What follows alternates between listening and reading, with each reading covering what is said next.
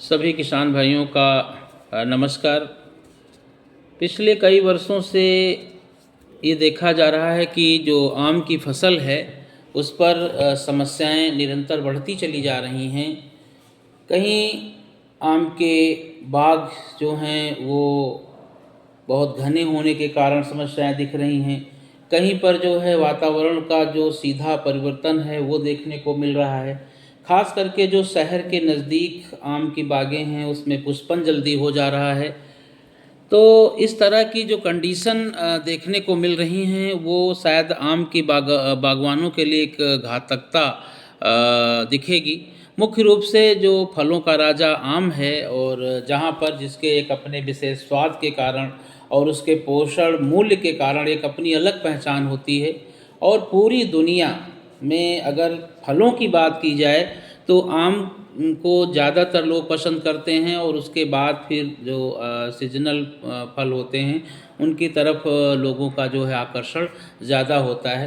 तो आम के जो हमारे बागवान हैं, जो आम के हमारे प्रगतिशील किसान हैं, अन्नदाता बंधु हैं, उनके सामने एक बहुत बड़ी चुनौती पिछले कई वर्षों से बनी है। और उस चुनौती में मुख्य रूप से ये देखने को मिलता है कि आम में जो समस्याएं हैं वो दो मुख्य समस्याएं होती हैं। एक तो सबसे बड़ी समस्या ये होती है कि जो कीट हैं वो निरंतर बढ़ रहे हैं और बीमारियां भी बढ़ रही हैं। कुछ ऐसे कीट होते हैं जो पूरे वर्ष आम के बागानों में अपनी जो है पॉपुलेशन को बढ़ाने का काम करते हैं। तो मुख्य रूप से अगर हम कीटों की बात करें तो आम की फसल पर जो आम का मैंगो लीफ हॉपर है, आम का मिलीबग है और आम की फल मक्खी, ये 3 कीट होते हैं। अगर सबसे पहले बात करें तो इस समय हमारे किसान भाई जिनके आम के बागों में कटहल के भी बाग हैं तो आप देखेंगे कि एक नीचे से छोटे आकार की बहुत छोटी छोटी होती हैं जो कीट हैं वो ज़मीन से ऊपर की तरफ चढ़ते हुए दिखेंगे। तो ऐसे कीट अगर आपको देखने को मिल रहे हैं तो इसको हमारे किसान भाई मिलीबग के नाम से पहचानेंगे। उसके बाद कुछ ऐसे भी कीट आपको देखने को मिलेंगे जो जैसे आप आम के बाग में प्रवेश करेंगे तो जब पत्तियों की तरफ देखेंगे तो पत्तियां जो हैं वो चमकती हुई दिखाई देंगी। वो पत्तियां चमक इस ले रही हैं क्योंकि इनका जो आम का जो हापर कीट है जिसको भुनगा कहते हैं, देहात में गांव की भाषा में इसको भुनगा के नाम से ज़्यादा हमारे किसान भाई पहचानते हैं। और ये जो भुनगा होता है ये रस को चूसने वाला कीट होता है और आम के पेड़ पर जैसे ही आप जाएंगे इट इज़ बहुत एक्टिव कीट होता है, ये उड़ने लगता है, आप उसको जो है पहचान लोगे। और थोरेक्स से लगी हुई इसका जो उदर होता है सफ़ेद रंग की धारियां होंगी और ये आम के छिलके जैसा कीट होगा, जैसे छिलके होते हैं वैसे कीट हो जाता है।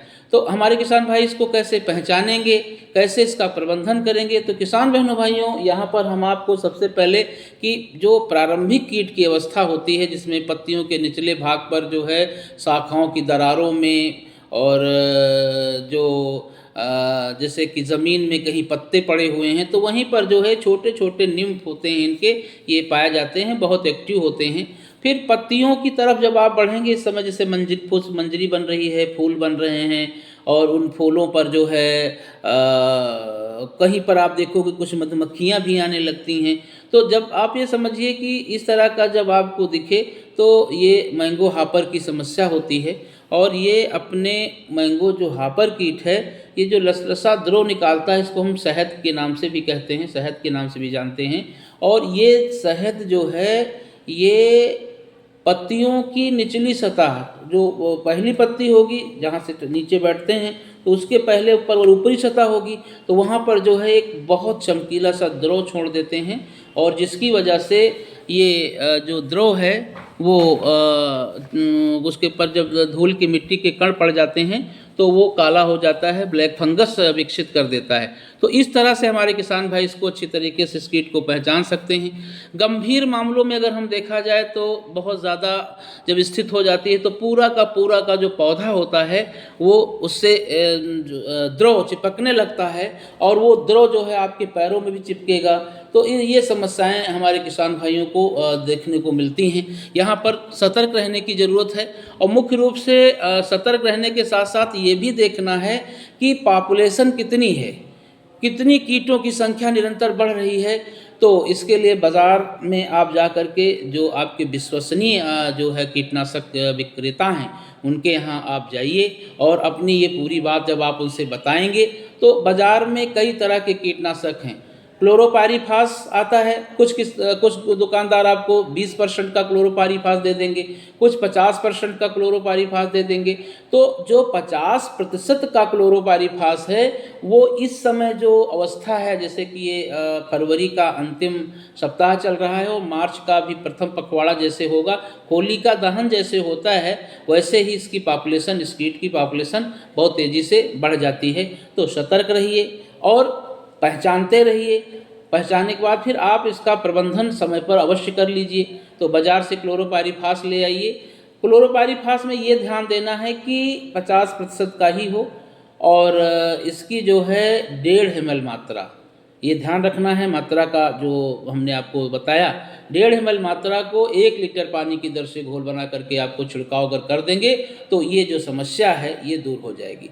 दूसरा, कुछ ऐसे भी कीटनाशक हैं जो थोड़ा कम जहरीले होते हैं, क्योंकि आज के समय में जो है बहुत सारे क्षेत्रों में मधुमक्खी का पालन हो रहा है, बहुत सारे क्षेत्रों में सब्जियों की खेती हो रही है, तो वहाँ पर हमें जो पॉलिनेटर कीट हैं उनको भी सुरक्षित रखना है, उस पर भी हमें ध्यान देना है। तो यहाँ पर हम किसान भाइयों को आगाह करेंगे कि बाज़ार में जो इमिडाक्लोप्रिड नामक एक कीटनाशक आता है वो बाज़ार से आप ले आइए, उसकी 0.5 ml मात्रा को 1 लीटर पानी की दर से घोल बना करके छिड़काव कर देते हैं। तो ये जो इस समय आम की फसल पर जो समस्या है उसका समाधान हो जाता है। अपने बागों का निरीक्षण करते रहिए। यदि दोबारा, क्योंकि ये कीट 10 से 12 दिन में इसकी दूसरी पीढ़ी शुरू हो जाती, कभी कभी होता है कि हमने अपने आम के बागों में, हमारे किसान भाइयों ने अपने आम के बागों में छिड़काव किया और थोड़ी ही दूर पर दूसरा आम का बाग है उसने छिड़काव नहीं किया, तो माइग्रेट होकर के कीट आ जाता है। तो एक सामाजिक अभियान चला करके जो है आम की फसल में जो ये समस्या है इसका निदान करने की आवश्यकता है।